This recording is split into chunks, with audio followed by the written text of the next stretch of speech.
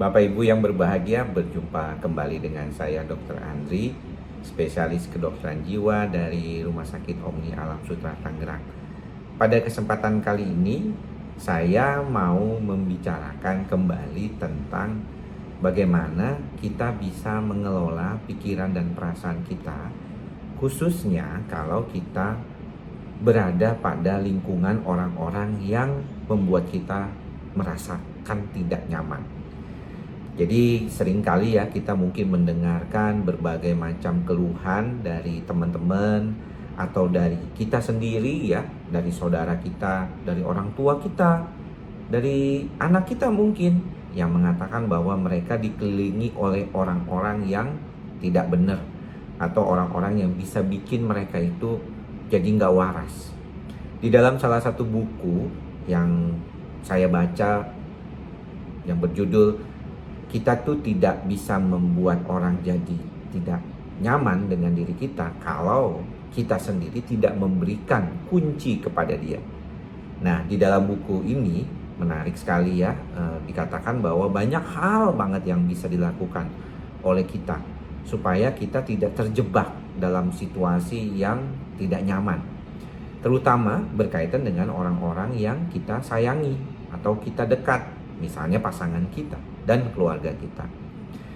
Yang pernah saya berikan di dalam beberapa kali ketemu di video ini yaitu adalah bagaimana kita tidak memberikan remote perasaan kita kepada orang lain. Karena kalau kita memberikan remote perasaan kita kepada orang lain, hasilnya nanti biasanya kitanya sendiri yang repot. Kenapa bisa repot?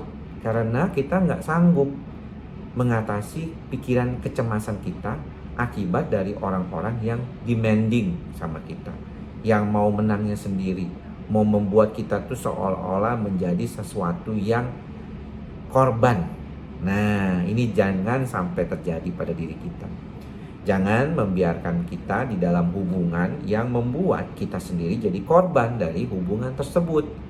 Banyak di antara kita yang membiarkan itu terjadi dengan alasan ini orang tua saya, ini keluarga saya, ini teman saya gitu ya. Tetapi sebenarnya itu sendiri membuat Anda bisa mengalami gangguan gitu. Jadi Anda berharap orang lain tidak kecewa, Anda berharap orang lain tidak khawatir, tapi Anda sendiri jadinya malah kecewa dan khawatir.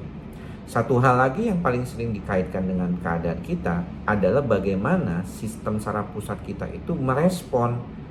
Ini berkaitan dengan suatu keadaan yang namanya persepsi. Jadi mungkin teman-teman tahu bahwa kalau kita bicara tentang situasi kondisi kita, itu kadang-kadang kondisinya bisa sama.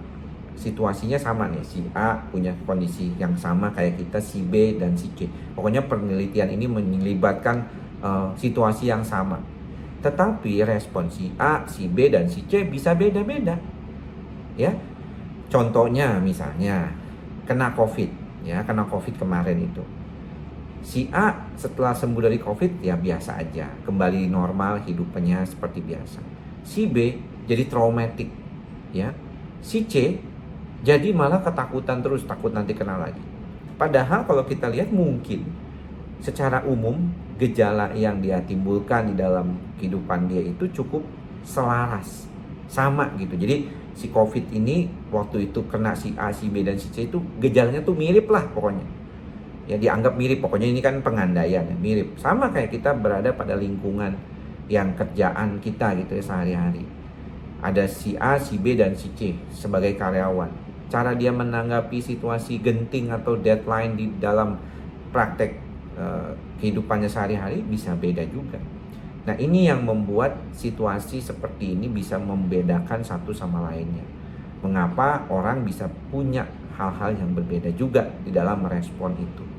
Nah, ini juga sama ketika kita misalnya memberikan suatu pernyataan bahwa aku bisa bahagia kalau kamu membahagiakan aku. Aku bahagia kalau kamu memberikan aku ini.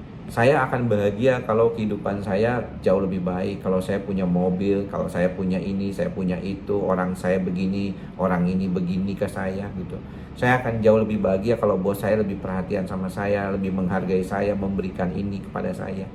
Kalau kita membahagiakan diri kita dengan cara demikian, yakin kita tidak akan bahagia. Nah, kenapa? Karena seolah-olah kita membiarkan orang lain itu yang membuat kita bahagia. Padahal kebahagiaan itu adanya dari diri kita sendiri. Kita bisa bahagia kalau diri kita mau kita bahagia. Karena it's about perception di dalam otak kita. Saat ini saya bersama dengan Bapak Ibu, dengan teman-teman di sini, ya, di video saya ini, saya merasakan kebahagiaan karena saya bisa membuat video ini. Video ini saya berikan buat Bapak Ibu. Saya sisakan waktu saya untuk membantu Bapak Ibu memahami apa yang kita bicarakan pada hari ini. Saya bahagia.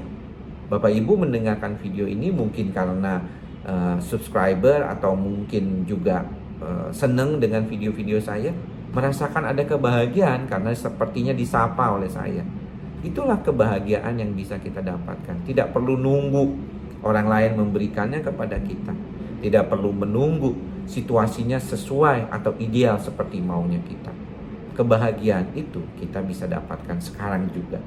Nah, ini sebenarnya sama ketika kita tadi bilang bahwa saya nggak bakalan bisa bahagia kalau kamu masih ada di dekat saya. Saya tidak akan lupa dengan apa yang telah kamu lakukan kepada saya. Sampai kapanpun saya nggak akan lupa. Artinya kita ini membiarkan diri kita memberikan remote perasaan kita kepada orang lain. Jangan sampai demikian. Ya, kalau kita memang ingin bahagia sendiri, berbahagialah dengan diri kita sendiri. Jangan membuat kita jadinya malah kepikiran yang mana-mana gitu, yang lain-lain yang bikin kita sendiri merasakan kebingungan nantinya. Nah, ini penting ya Bapak Ibu. Dan mudah-mudahan suatu cara ini bisa membuat kita semuanya nanti perlahan-lahan bisa lewati hari demi hari dengan baik. Saya tahu tidak mudah ya mengatakan hal ini. Mungkin buat Bapak Ibu juga ada beberapa yang masih terus belajar, atau bahkan Bapak Ibu bisa bilang enak ya, atau teman-teman bisa bilang enak kalau misalnya memang keluarga kita ini baik-baik saja atau pasangan kita bagus-bagus saja. Tapi jangan lupa, latihan ini sebenarnya tujuannya untuk mengatasi hal-hal yang tidak sesuai dengan maunya kita sebenarnya. Loh, kalau kita memang dalam kondisi yang baik-baik saja, ngapain kita berada pada situasi seperti itu? Ya, kita nggak perlu khawatir memberikan perasaan kita pada orang lain karena kita sendiri udah merasa aman-aman aja. Malah di saat krisis itulah, di saat kita lagi nggak nyaman itulah, ya, kita mendapatkan latihan bagaimana caranya mengubah pikiran dan perspektif kita itu sendiri. Di saat krisis lah kita bisa menjadi orang yang jauh lebih baik ke depannya. Mudah-mudahan demikian apa yang bisa saya harapkan dan kita harapkan bersama. Semoga apa yang saya sampaikan ini bermanfaat. Semoga semua makhluk berbahagia. Sampai bertemu lagi di lain kesempatan. Salam sehat jiwa. Bye-bye.